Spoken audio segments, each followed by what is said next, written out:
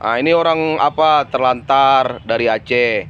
Cuman dia bisa mengerti ngomong Aceh, cuman nggak bisa mengutarakan bahasa Aceh karena lidahnya pendek. Ini bapak-bapak ini penjaga kuburan yang selama berapa bulan Pak ngurusnya Pak? 4 bulan. Ah, 4 bulanan ngurus dia ini. Jadi dia ini mau dipulangkan ke Aceh. Kami juga nggak tahu kemana alamat dia. Selama ini dia ini ditaruh di kuburan sini. Sini kok. Ah, tidur. Di mana kau tidur selama ini? Selama ini dia tidur di sini.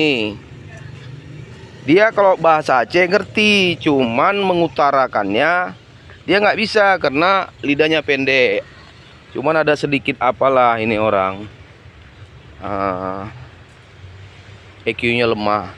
Jadi tidur di mana? Di mana tidur? Tidur ini. Ah, dia tidur sini. Ah, jadi siapa yang mengenal dia orang Aceh? Kami dari Medan minta tolong ya. Cobalah infokan di mana keluarga dia. Karena dia sering bilang rindu sama ibu ya. Rindu sama mama. Mama. Orang Aceh Pak Aceh. Hah? Ya. Coba ngomong-ngomong. Hah? Ya. Ya. Makasih ya. Nah, di sini ada tidurnya.